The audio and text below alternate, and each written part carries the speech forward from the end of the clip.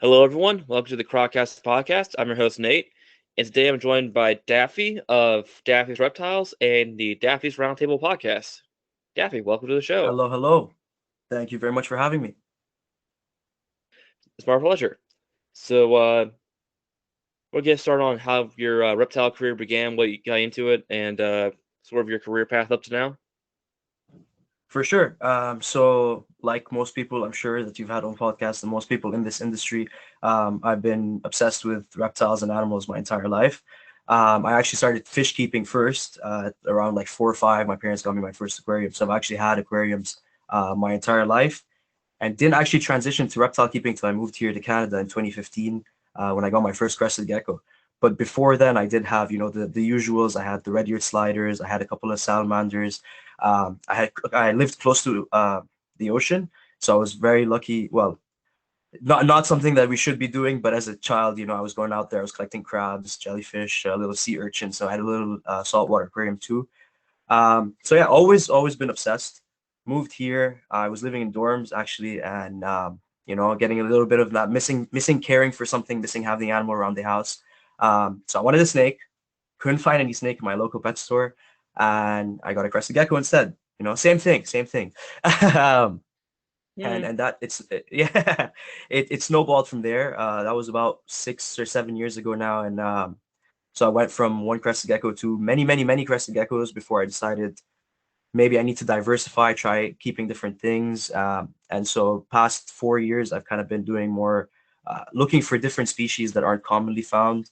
So now I have mountain horn dragons, I've got stenodactylus, emerald tree skinks, stuff that harder things to find that hopefully with my help and with other breeders' helps, we can make them easier to find or easier, more accessible to other people. Um, yeah, so that's the reptile keeping story. That's how I got into reptiles. Yeah. Yeah. So, you want to go over a brief list of all you have? Sure, I might need to look around and kind of gauge what's in the room, but definitely. So I'll start with like maybe amphibians. I've got 6 species of dart frogs. So I have Dendrobates tinctorius oiopock. I've got Phyllobates vittatus. I have Rantomea vanzolini or vanzolinii. I'm not sure the correct pronunciation. I've got 3 epitobates, so the Santa Isabels, the Ancas, and the Rios. And I have Dendrobates auratus, the yellow Columbia. I think that I actually may have been more than 6 or 7 dart frogs, but it grows. And then Yeah. so newts and salamanders, I have Hynobius dani, which is the Oita salamanders. I have alpine newts, I have Spanish ribbed newts, I have Chinese fire belly newts, and I have some axolotls. So really recently in the past year or so, I've taken quite a dive into the amphibians. I'm enjoying them quite a bit. And then on the reptile side, I have currently my babies that I'm obsessed with, my mountain horn dragons. So they're like almost always out in the room hanging out with me. And then I have emerald tree skinks. I have stenodactylus. I have binos geckos, or they're also known as prickly geckos. They're actually a parthenogenic desert species, so they're pretty cool. They're like I like to say like the morning geckos of the arid world. What else do I have? I have Cameroon dwarf geckos, yellow-headed geckos, and crested gecko. I still have a couple crested geckos, and I think I mentioned the emerald tree skinks already. That's Yeah. that's that's most of it. Yeah. So, want to talk a little bit about your podcast and what first got you into reptile podcasting? For sure, yeah. So it's about I think about a year now that I started it. There's a About the couple of same time me. reasons. Yeah. I think we were around similar months when we started going. So there's a couple of reasons for it. One, I was kind of searching for content that I wasn't finding. That being said, all the reptile podcasts and everything that was already out there are all incredible and they all were a huge inspiration to me. But I would search things like mountain horn dragons, not find them, or at one point I was searching fish, pistogramas, not finding them, and I was like, clearly there's maybe some certain species that can be we can I can fill the niche in was one, and then second of all, I like the concept of podcasts will never die really, right? You have it out there, it's educating, you can educate people, but you can do it from anywhere. I don't need to have my collection to do it. So it's kind of like a hopefully something that'll stay with us for a very long time regardless of where I am in my life, basic kind of thing. So yeah, that. Those were the two big things. I think there's always room for more people to get in, more people to educate. The more of us doing it, the better and the stronger the hobby becomes, right? Yeah. So, just as a kind of a highlight for people who are tuning in and haven't listened to your podcast, I want to go over Yeah, some of the highlights and details of it. for sure. Like kind of what kind of we've already discussed on there, and what. Yeah, Yeah. for sure. So I do cover both reptiles, amphibians, or I should say both, more than both. I cover reptiles, amphibians, and fish. So kind of just different parts of the hobby. And I've tried to bring on guests that both specialize in specific species. So like I said earlier, I haven't actually been able to do a mountain or dragon episode yet because I haven't found anyone. But I've had people come on like specifically for cat eye geckos. That didn't make any sense. What are the cat geckos? Just the I need to remember the name of them. Uh, Cat eye geckos actually kind of sounds right, Does it to sound me at right? least. Maybe, yeah. Okay, so the Malaysian cat gecko, the Uller felinus. I also suck at Latin names, by the way. Um, but stuff like that, and then we also have like episodes where we did like the blackout episodes, so kind of telling people how to handle a reptile room where when natural disasters or power outages, stuff like that, or Yeah. handling larger reptile rooms, and then um, also want to bring forward, hopefully in the future, some more of the secrets of breeding. So there's a lot of species, like I mentioned earlier, that there are information out there, but there's not many people who have written up blurbs, or there's no forums online showing the tips and tricks, the secrets of breeding that are not commonly found. So hopefully soon enough we can start spreading the word about these kind of things. But in general, it is more entertainment for people in the reptile industry, right? More things to hear, more things to consume, stuff like that. Yeah. So, going forward, do you have any particular big plans for your podcast? Well, the name of the podcast is Daffy's Roundtable, and I have not been doing many roundtables. So that would be one thing I would like to move forward doing as well, is go back to the roundtables, have multiple guests on at a time, kind of have it be more of a debate, showing different sides of the industry, how different things are done. But I also do have quite a few interesting episodes recorded already. So I have one. I don't know when this will come out, but I have one with MT toxins on snake venom coming out very soon. And then there's one with Houston frogs, so kind of diving into dark frog worlds, and the mushrooms, and the how to bring the natural world into the vivarium kind of thing. Um, yeah, quite a few things in the work. If you're not already following me, go check it out. Yeah. All right. So, with your reptile collection, is there anything you want to add or you're planning on adding to it?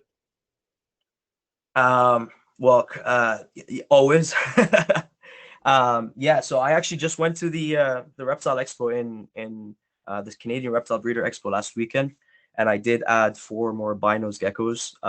So that would start there. I already had two, and the more you have, the more you see the communal activities. So when I just had the two, they were mostly hiding. Now that I have all six, some of them are basking in one corner. Some of them are actually sleeping like cuddled up next to each other. So it's nice to see the communal behaviors.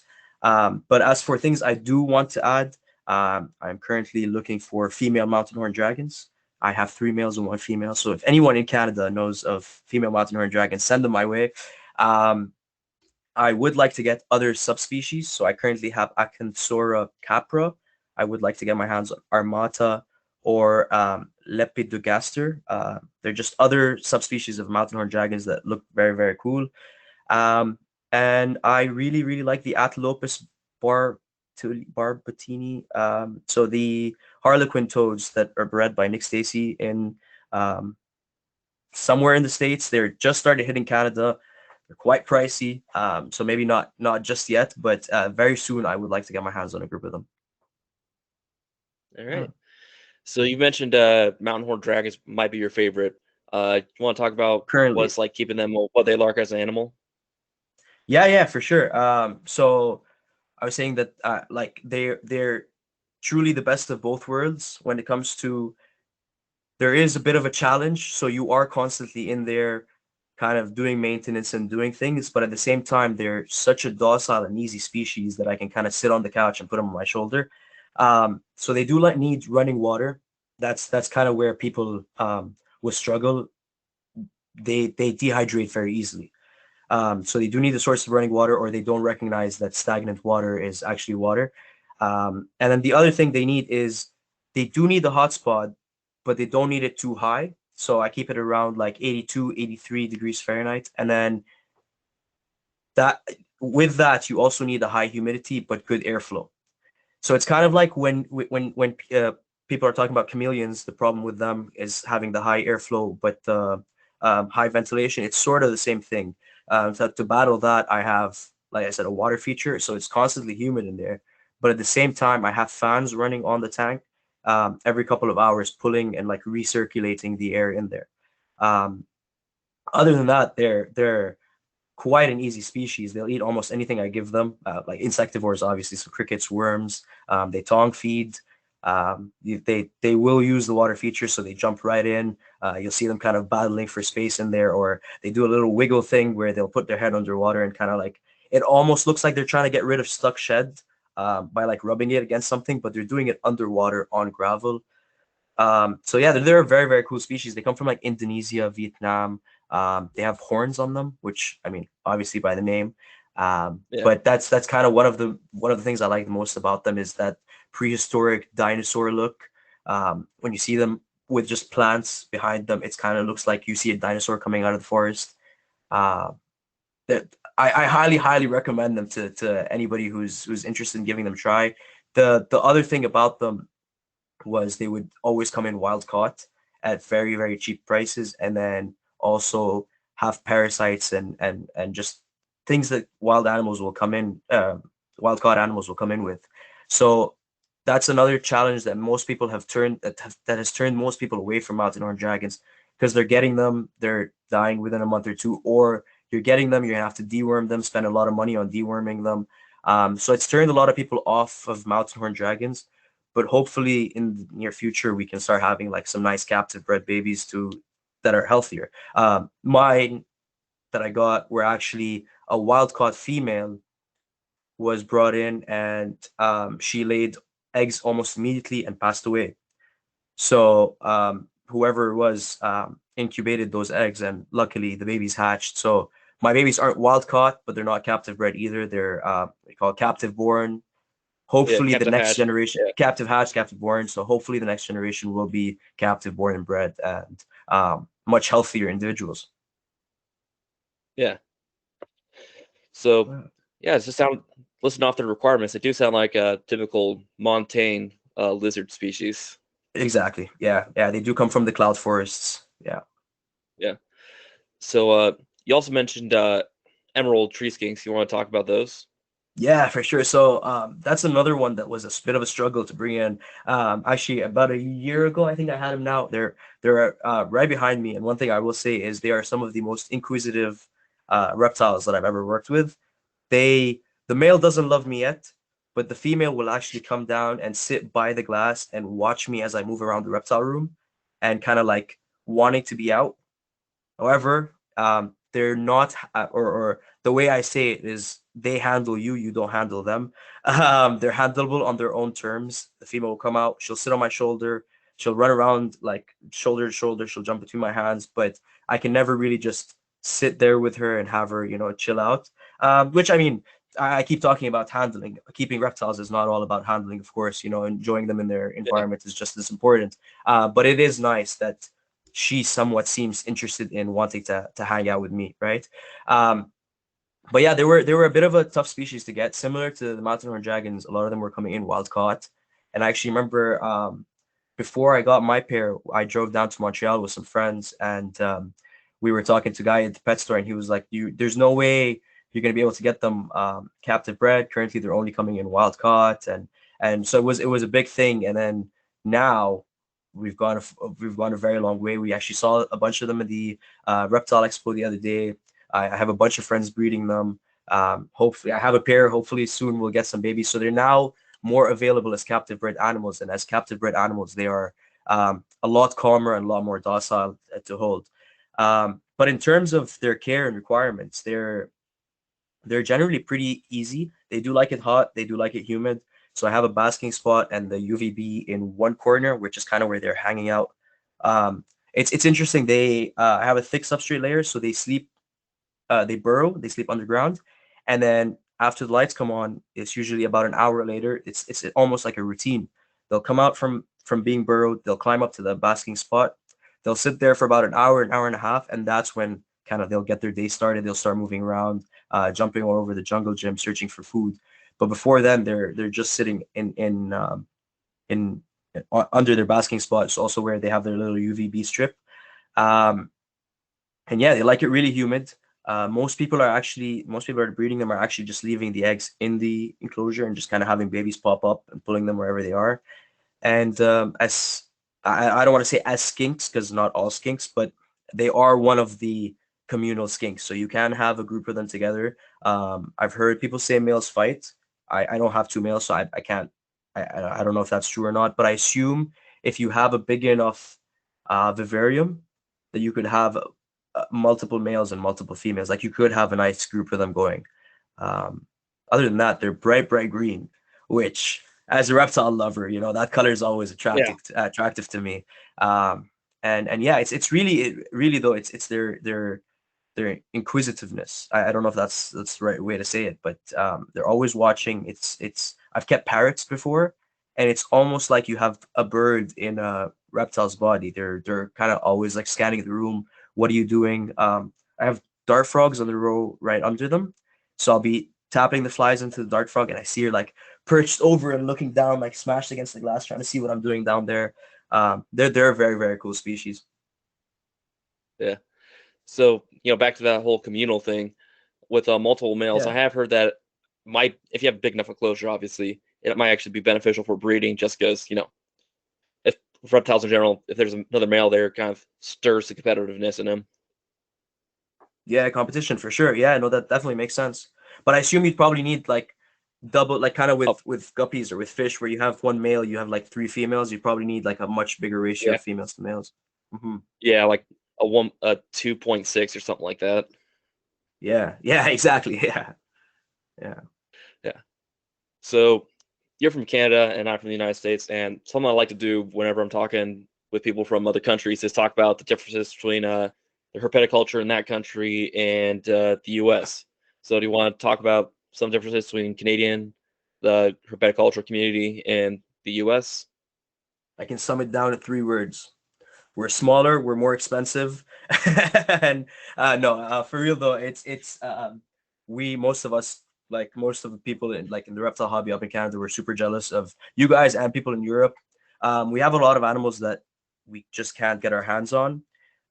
We have a lot of animals that we try to import, and they, CITES or import bans or stuff like that. We get it shut down. Things seem to be getting a little bit better now. There are more people that have the ability to import things, so we are starting to see some rarer species. But even then, the price points for them, when you compare them to, we watch the Timley videos, we watch the Daytona videos, we watch all the stuff that's happening in the States, and you see the animals at almost half the price. Um, which I mean is not necessarily always a bad thing, right? Like the prices change how people look at animals, of course, but it they the all that to say is it seems like it's a lot harder for us to get our hands on certain species than it is for you guys. And then there's always the community aspect of it, right? So we're lucky we have awesome reptile people up here, and when we are at the expos, it is a great community, and it is nice seeing everybody come together. But watching the community in the States and seeing how many reptile shows you have and how many different kinds. So we have reptile expos. That's about where we draw the line, reptile expos. You guys have Retic Fest. You have I don't know, like stuff like that. Just different. There's niche events. There's reptile expos in every state. And they seem to be more common than what we have them at as well. Um, so really, I think those are probably our biggest differences. There's always, of course, the I think differences in care. come in different like are available depending on where you are in the world, right? We'll do different things differently. But I think in terms of Canada and the United States, I think we're a lot closer to our care, um, like the way we care for things than we are in Europe. I had this discussion with one of the people on the podcast. I can't remember who said it, but they said in the United States and Canada, we're rushing to get that biggest collection. We're rushing to get things that that it's more of the, like we love the animals, so we want to see more of them, and we want to see it in different ways. Whereas they love the concept of the perfect care or the perfect enclosure. So they'll get one enclosure. Um, they'll put all their time and work into it rather than having like so many animals like you see behind me. So that's, I think that's obviously Europe. That's not comparing the United States to Canada. So I went a bit off topic there, but Yeah, um, I think in general between the care like how we do things up here and how you guys do things down there, it's pretty similar. gotcha. Yeah. So you want to talk about that expo you just went to this past weekend? Sure. Um, it was called the Canadian Reptile Breeders Expo. So this happens once a year. So we have reptile expos every not want to say every month, every couple of months we have one. They're all generally in. So maybe I'll give you a little bit of layout. I live in Ottawa, which is in Ontario, um, and all most of the expos will happen in Toronto. That's like a 4 to 5 hour drive from where I am. The rest of them will happen in either Calgary or Vancouver, which is a 5 to 6 hour flight from where I am, all the way on the other side of of Canada. So the only ones that I'm ever able really to get to are the reptile expos that happen in Toronto. And so those will happen every couple of months. And then once a year, we have the big one, the Canadian Reptiles Breeders Expo. And that actually hasn't happened since 2019. So this was the first one back.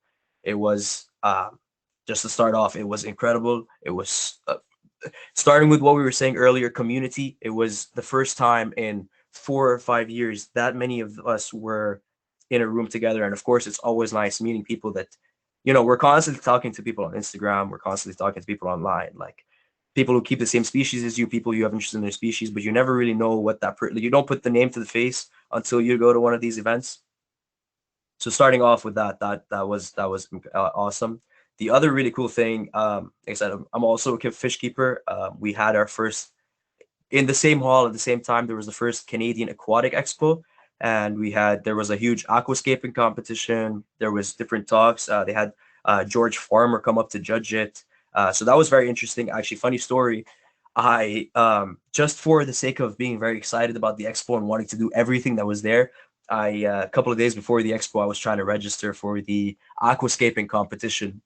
And then you go down the process and you're going through all the questions, and then it says send pictures of like your past scapes, and I just went close tab. None of my aquariums at home would compare to anything that we saw there, honestly. But on the reptile side, there was more booths. That's like, for starters, there was almost double or triple the amount of booths that we see at the regular reptile expos, and then species. Regular reptile expos, we see the crested geckos, we see the ball pythons, we see the leopard geckos, and then there are some tables that'll have one or two rare things.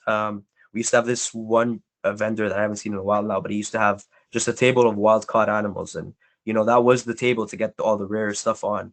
I don't see him around anymore, but now it seems, we saw um, there was like a crystal blue rhino rat snake on Northern Lights Imports table. Um, there was the Tonga banded iguanas that I haven't seen yet in person, so that was really cool to see on a table.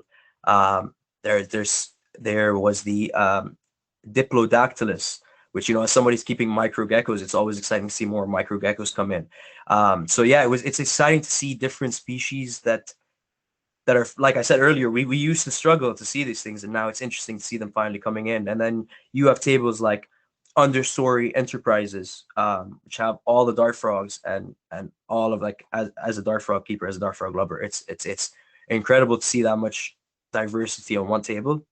Um, and yeah, I don't know, maybe just I'll give another shout out to like Monarch Reptiles, for example, that had bumblebee toads, which we haven't seen yet here.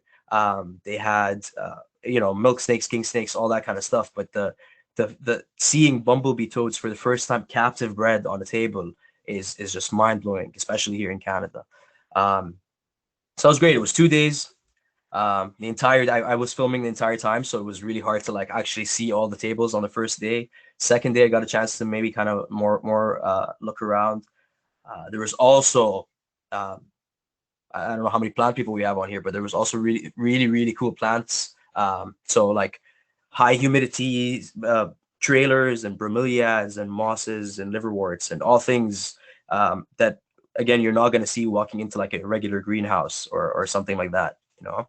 Um, Yeah. it was a lot of fun. If you have a reptile expo near you, I definitely recommend you go check it out. Yeah. Yeah, So, kind of a basic question, but what's your favorite species of reptile that you haven't kept? I haven't kept. Um, it's a good one. It's a tough one. Um, I always used to say I really liked iguanas growing up. I don't think I don't own an iguana right now, but the Cyclura or the Cayman Yeah. Islands iguanas are absolutely gorgeous. I really like the rock iguanas too, so I'm gonna put in the vote for maybe some form of iguana. But the Borneo earless monitor, Borneo eared monitor. I'm definitely butchering the name on that. Hold on. Yeah. Uh, Borneo earless monitor. Fearless Monitor. Thank you. That's the one. I was looking them up the other day, and like maybe it's because I enjoyed Game of Thrones, or maybe I'm just a dragon guy. But those things look like real dragons, and hopefully one Yeah. day I would like to keep them. I also really like the as you can see, like by the mountain or dragons and stuff like that. I like the paludarium kind of setup. I like seeing them go into the water. I like seeing them come out, and the Borneo earless monitors will also do the same thing. So um, I'll put in my vote for that species. Yeah. What about you? Actually, what do you what's the species? What's one species you haven't kept that you'd like to? Well, I'm a crocodilian guy, so I have to wait till I get my crocodilian license. Right. Here in Ohio, I mean, we have two species we're allowed to keep without a license: Paleosuchus trigonatus and Paleosuchus palpabrosus, both the dwarf caimans. So I have Awesome. actually a trio. I actually have a trio of trigonatus right now. So little babies. That that's very But if I very had to cool. choose, I had to choose one. It's kind of it's kind of basic, but it's the one I've probably worked with the most is American alligator, just because Yeah. they're probably the most Beautiful bulletproof of all species. the crocodilians. It Yeah. also like the most bulletproof one, and also kind of the best temperament and personality in general. Awesome. Yeah, I've never worked with any crocodilians, but one day I would like to as well. That's awesome. Yeah, yeah. So see here. Yeah, actually, it's probably like a month or two back now, but I had David Kirshner on, who's a crocodilian science, did a lot of crocodilian research. He's actually from Manitoba, so Awesome. Okay. Yeah, I'm gonna go back and find that episode. I didn't know that anybody in Canada was even working with crocodilians, so that's awesome. well, he immigrated to Australia, so Okay, yeah, that makes sense. Uh, yeah, yeah, we don't have many crocodiles up here. It's too cold for them. yeah, same here, but Yeah, I guess. uh, yeah. So you, going off of what you said about your reptile collection, you don't have that many snakes. It sounds like at the moment. Do you plan on ever getting more? I actually completely forgot to list. You are completely right. I don't have many snakes. I have one carpet python, which I don't believe I mentioned earlier. So Morelia spilota, the jungle carpet python. I um I don't believe I'll be I definitely would like, one day when I have the space, I definitely like to get some more snakes, some different kinds of snakes. I don't think I'll be doing it at the moment. It's more of a space issue, I think, than anything else. I love my carpet python. I enjoy him a lot, but it's not my focus at the moment, and I don't want to be taking up space on things that I'm not focused on. Gotcha. Yeah. Let's see here. Is there anything else you want to talk about?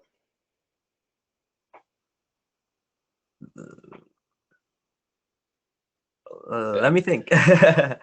um, I will also add to that, just before we jump off. I will also add to that. One of the things that I think turned me more onto lizards than snakes was the challenge. Not to say that snakes can't be challenging, but I think you need to be more in the room more frequently. You're feeding more frequently. You're cleaning more frequently, and I enjoy being down here. So I think that's where the drag to lizards more than snakes went to. Um, but yeah, um, uh, we could talk about. I'm trying to think. Oh, we did. You mentioned you have micro geckos. You want to talk about those guys? Sure. Yeah. Yeah. Yeah. So I have multiple different species of microgeckos. I been having this discussion a lot with people, and it's interesting. It seems most people agree with the opinion that as we move forward as humans, more people will be moving into smaller spaces. More people are moving into apartments rather than houses. So it seems that there's a need for desk pets. That and they're adorable at that size when they're that tiny. So I started getting more into the micro geckos. Um, so I currently have four or five. Um, they're kind of split into two groups. I'm kind of seeing which side I like more. So I have the dwarf Cameroon geckos, Lycodactylus conroy, and the yellowhead geckos, the Gonatodes albugularis, that are very more of the tropical, right? They come from warmer, higher humidity areas. Um, they're arboreal. You get to do the whole life plans with them. They're a lot of fun. I will say they're a lot harder to work with because going into the cages, they're fast little animals. They're on the glass already, so they can just easily right above your head jump out. But they're cool. They lay eggs in clutches all over the leaves and plants. I put what are they called? When you go to like a flower shop and you get the roses, and usually the roses are in like little tubes at the end of them. And so I'll take those tubes and I'll hot glue suction cups to them, and I'll stick them all over the sides. And so the geckos will go in there and they'll lay their eggs, and I can just pull those rather than end up cutting all the leaves and destroying the vivarium. Um, so that's mostly the dwarf Cameroon geckos. I've been very lucky with them. I've had quite a few clutches hatch now. The yellowhead geckos are more they're the same thing, same care requirements. I'll do the same thing. They can't climb the glass like the dwarf Cameroon geckos, so it's a little bit easier to get into the tank. But they're also a lot more skittish, and I can never really see them unless I'm like tilting from the side of the exo or Yeah. something like that. They the they they're not communal, the dwarf yellowhead geckos. I'm just trying to. I'm randomly throwing facts at you right now, but I'm trying Yeah. to give you like a rounded response on them.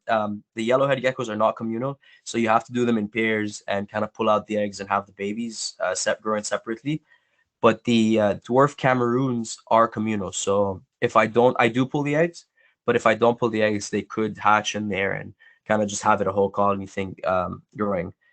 So yeah, I really do enjoy the communal species. I like to see the behavior between different animals of the same species. I haven't tried cohabiting different species. I don't know if I ever will, but I like seeing the community of like one species together. I think it changes the behavior.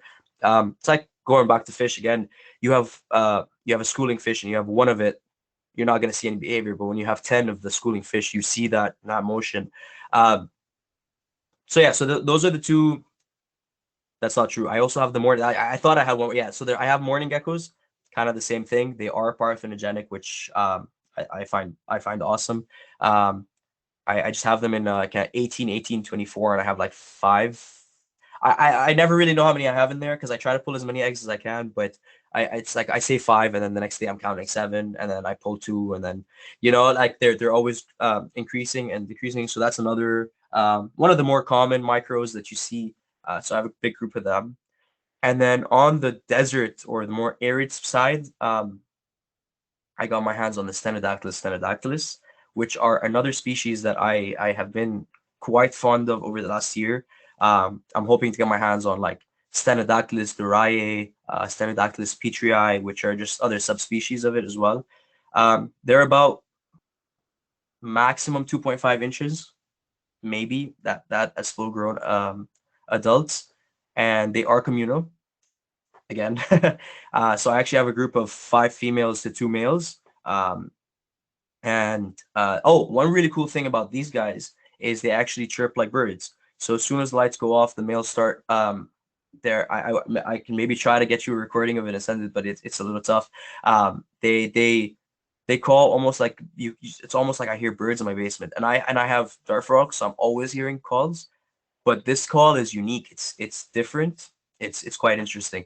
Um, so yeah, so they do that. They lay eggs and clutch it in pairs of two. They burrow them deep in the sand, and they're very very sensitive eggs. So I actually have to pull them using a spoon. I like scoop it up with the sand and then move it with the sand to like kind of place it down in the little incubator thing that I'm making. Um, which not the incubator. I not the incubator thing. I made the deli cup that I put into the incubator. Yeah, yeah, That's what I meant. Um, so they're cool. And then the other really cool thing about them is there's so many different patterns and colors. Now I'm not a morph guy. I don't keep like even when I used to breed crested geckos, I was just breeding crested geckos. I wasn't breeding any morphs or anything like that. But I think it would be interesting to slowly, eventually, some generations down, isolate some of the individuals and seeing if I could come up with a or line breed for a specific morph. I have one female that's almost all white, and I haven't actually seen that in any of her babies or any of anybody else that's keeping them's collection. So hopefully, maybe one day one of her babies will come out that way, and we can do something about it. Um, but they're very very cool. So they burrow. They're little piggies. They are nocturnal, but they'll come out any time of the day if I throw food in there. I have no problem with it. Um, and yeah, that's the stenos. They're a lot of fun. And then similar to them, I keep them the exact same. So sand, a bunch of hides, and then I have a heat lamp on top and a heat pad on the bottom. I keep the binose geckos or the prickly geckos the exact same way. Now, the opposite of them is these guys are like morning geckos, as I said earlier. They are parthenogenic. So I just kind of wait for eggs to pop up. Now I only had the two, and now I now have six, so I should be seeing like a lot more eggs pop up. But yeah, they're pretty much the same care. I haven't heard if they call or not, but I don't know if this even makes any sense. The male stenos call, and there's not any male binos, right? I guess they're all technically female, so maybe that's why we don't hear any calling. Or maybe the species just doesn't call at all. But yeah. they are very very cool. They're like little red, also 2.5 to like 3 inches max. They're red, but they're all spotted. And that's where they get the name prickly or the common name prickly. They too look like they have a bunch of spikes on them from a distance. Once you pull up closer to them, it's little bumps. So yeah, that's the micro geckos. They're a lot of fun. Yeah. And you also keep a lot of dart frogs. You want to talk about what's like keeping those? Yeah, I love them. Dart frogs are awesome. um the seeing watch it's always it's all with any species, right? It's all about watching the behavior and seeing how they act. And um first of all, I love the calls, and they're calling all day. I'm surprised they're actually not calling right now, but the lights haven't gone on yet, so maybe that's why.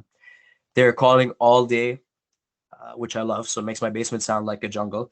But more than that, it's seeing the male sit in that pile of eggs and wiggle and have the tadpole climb onto his back, and he'll carry the tadpole on his back for a day or two, and then drop it in the water source, and then raising the tadpoles um, till they morph out and they become froglets. It's that whole process is incredible. I would say like even with dart frogs, different species will have different requirements, right? So like my Dendrobates tinctorius will lay their eggs on a little petri dish under a coconut husk, coconut. I don't know what the word is, like a half coconut with a door in it, like a coconut hut or like a Coconut little coconut shell or hide. yeah. Yeah, that. So I can pull the eggs with the Dendrobates tinctorius. I can pull them. I can put them in a little high humidity container. I can do that process myself. But with species like the Ranitimea or the Pitubates, they're doing it all. They're pulling the tadpoles out of the eggs. They're moving them to the water source. Epitobates won't.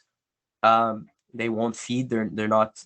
They won't feed their babies like infertile eggs, like most other species will. Ranitomea. It depends on what species you have. So Vanzellini, they won't do it, but some of the others will do it. But so that's when I put like little black canister filters, and they'll deposit their tadpoles in there, and I pull that. Then I can raise a tadpole. Um, and yeah, I'm raising tadpoles communally. I know this is something that people are usually curious about. I raise my tadpoles communally. You do need a lot of protein when you're raising them communally, or they will start cannibalizing. Um, yeah, it's interesting because you'll have one group of like dendrobates, and you're growing them out, and there's seven in there, and all seven will come out it, almost out of the water at the exact same time, and like perfect, like all seven of them are there, and then you'll do another group of seven, and a couple of months later one has morphed out and one is still tiny, and there's just differences in growth rates that I haven't been able to figure out why yet. But I think with the increase in protein, just something that Dan from Amphibicast had once mentioned, that I think that's what's been getting them to all grow more at this sort of the same rate. Um, Another interesting thing that I've tried that I've actually not really spoken about ever. I don't even think I've mentioned this on my podcast. I have been testing. I'm sure most people who've kept dark frogs have seen the calcium clay dishes. I've been testing putting a little bit of that calcium into the deli cups or the deli dishes that the frogs lay the eggs in, and I've actually found that the tadpoles are almost double the size. They're quite like not fat, but they're bigger. They look stronger. They look like they're ready to fight, and they almost have like a darker, more intense color right out of the egg. Like they Hmm. it's like they're morphing out faster. So that's just some things I'm experimenting with. It could have been an alternate factor that caused that with the tadpoles and not the calcium clay. So it's still something I hopefully one day will actually know. But as of right now, I have my opinion is that it is the calcium clay that's doing that. Yeah, dart frogs are a lot of fun, man. There's a lot of different ways to experiment with them, I guess you could say. And then the other aspect of them is that perfect vivarium, right? Like with lizards, I could plant the vivarium, and they could destroy it all in like 2 to 3 days. They don't Yeah. like the lizards, and they don't like the plants. Like my emerald tree skinks, I have in the vivarium, I have holes in every single leaf. You'll see like half ripped leaves because they'll jump and they'll land on it, and they'll just stick their nail in there and rip pieces of the leaves, and they'll do stuff like that. But in a dart frog vivarium, they're not damaging the plants, and you have the ability because of the high humidity to be keeping some of the cooler plants, and so it really is like a little piece of art in your house. And then just seeing the differences in like the moss growing over the wood, the little trailers climbing up every day, it almost seems like these vivariums are like different than the day before even. So yeah, dart frogs are a lot of fun. Out of curiosity, what do you feed the tadpoles in order to give them that high protein? Yeah, so I've gotten a bunch of different fish foods. So there's a high pro there's the fry starter by Excellence. There's the probiotic one by Tetra. I can't remember the exact name of it. And then I'm using a lot of the Rapashi products. So I'm using Soil and Green. I'm using the Morningwood one, but I'm mixing them in with some of the meatier Rapashis as well. So I've done grub pie. I've done the grasshopper pie, stuff like that. I'll mix that in. But I think, and I could be wrong, but I think one of the things that actually boosted this more than anything else was the addition of krill. I started giving them little tiny pieces of krill, and they go crazy for it. Um, which also krill is a natural carotenoid or like a natural color enhancer. So I said earlier it could have been the calcium that's increasing the color on them. It could have also been the addition of the krill. Um, but yeah, I give them a wide variety of things. So of course they have the Indian almond leaves that they're always munching on, and I'm giving them a bunch of different fish foods. But the things that I'm most seeing the best results with right now that I'm sticking to are the fry starter by Excellence, the ripashi, the mixes of ripashi, and then the powdered krill. It also comes in a bag as a like fry starter for baby fish, so it's very fine powder. and it kind of just spreads all over the surface, and you see all the tadpoles go up at once and kind of they're taking it in all at once and kind of floating on the side of the surface. So it's very cool to see because I don't see that reaction with many foods. So it must smell really good, or yeah. Those are the Must top give three off foods I something. mentioned. Yeah, Yeah. yeah. Was there anything else you want to talk about before we wrap this up?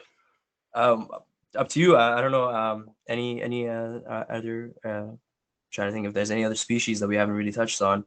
Um,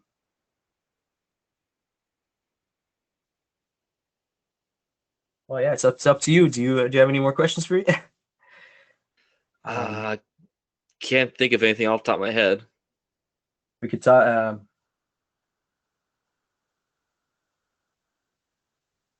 Yeah, no, I think covered most of the collection.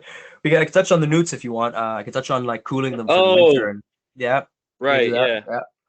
Yeah, I forgot about the newts. the So newts. Yeah. Um, yeah. newts are awesome. I haven't been keeping them very long. I I I'm recently now adding the newts to my collection. So the alpine newts I've only had a couple of months, and I'm kind of growing them out. The Chinese fire belly newts I actually ordered like 20 of them from Vancouver, and we weren't finding them anywhere here on this side of Canada. So we ordered a big group of them between me and a bunch of friends, expecting them to come in, almost ready to breed or somewhere in there. And they no joke, man, came in like half the size of my pinky, like half an inch long. So they're tiny, tiny, tiny. So I'm still growing them out and hopefully be able to breed them at some point. But the cool thing about newts, and this is like kind of newt breeder trade secrets that I haven't personally tried myself, but I've managed to get from other newt keepers. It seems that almost the only way to breed them is actually to cool them. So what I'm planning to do now is put them all in little Tupperwares and over the winter put them in my garage. Maybe drop it down to like 6, 7 degrees Celsius and have them there for a few months, bring them out, start fattening them up, and that's usually what bumps them to like gets them going to breed. It's like the melting of the mountains and all that stuff. Melting the water in the mountains. The cool spring is here kind of thing. It induces the breeding, and I've actually seen that same differently but same reaction with Spanish rib newts and the axolotls. It's the cold water changes that triggers them, or with the axolotls, I used to work in a paleontology lab that would breed axolotls for experiments and stuff like that. And what we would do is we'd actually drop the temperature of the axolotls for only 4 or 5 days. We'd go from like down to like not even as low as I was saying, down to 12, 13 degrees, bring it back up to 16, and almost the next day you have a spawn. So they do like the cold cycles and the warm cycles. They do need that. And I think also the circadian rhythm definitely helps. So when you're cooling them, they're getting less light, they're getting less hours of all that. I think that definitely does the job for them. But keeping newts is fun, man. They're one thing about some species is you feel like they're almost brain dead. You feel like you're gonna get an animal just gonna sit there and you're gonna have to throw in food and walk away for them to eat. And I was really really expecting that the salamanders and the newts would be like that, but I was blown away that they're actually the complete opposite. They're inquisitive. I have like the Oita salamanders are in also there. I have like a bunch of little coconut hides in there. Um, the second that tank is open, you'll see the forehead stick out like immediately and like, where's our food? Um, Yeah. and then yeah, seeing them climb into the water and climb out, it's always a fun thing. I have my Spanish rib newts in about a 55 gallon, and this is actually interesting. I was told by people that if I put shrimp in, they'd all get eaten, and that it was just basically I was giving my newts an expensive shrimp food. But I wanted to try it anyway, so I put 10 cherry shrimp in with my Spanish rib newts, and now there's a thriving colony of about like 50 of them.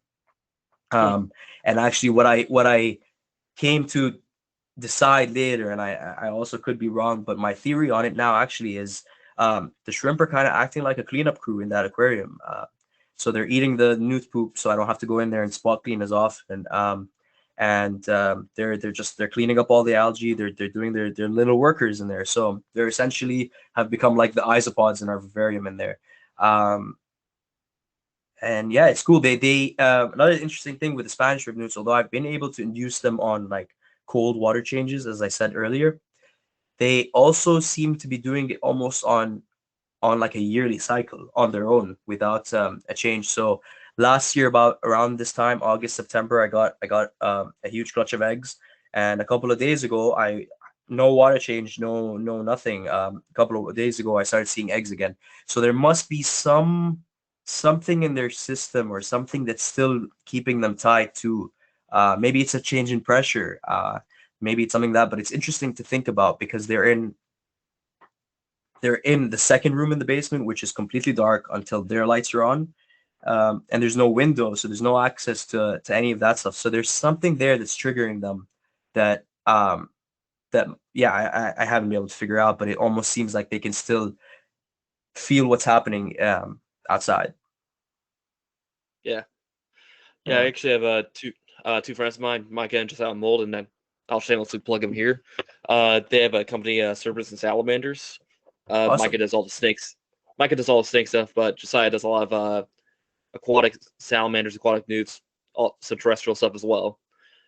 But yeah, like for winter, Micah will actually take all his snakes over to Josiah's salamander room in order Too to cool. brewmate them. Yeah. Interesting. Okay. So Yeah, because salamander rooms have to be cold. yeah. Yeah. I also So have them in a separate room with like a little AC running in there just to bring the temperatures down. yeah. That's awesome. Sorry, what did you say their name was? Snakes and serpents? Serpents and salamanders. Serpents and salamanders. Snakes and serpents. Yeah, serpents and salamanders. Awesome. Yeah, may maybe get you to get me in touch with them. That's awesome. Yeah, I'll send you a link to their Instagram or something. So, all Sweet. Yeah, for sure. right. Well, I feel like pretty much wraps up pretty well. So, Yeah, 100%. again, yeah, again, thanks for coming on. And for people listening, you can find his podcast on Daffy's Roundtable on, I know Spotify. Is it on any other It's platforms? on all streaming platforms. Yeah, so Daffy's Roundtable on Spotify, Apple, iTunes. It's on Google Play. It's Anchor, all the podcast platforms, and YouTube. Actually, that's up there as All well. right. Yeah. All right. So, guys, feel free to check him out. And thanks for being on the show. All Thank you very much for having me, man. This was a lot of fun, and hopefully we get to do it again soon. right. Thanks. Thank you.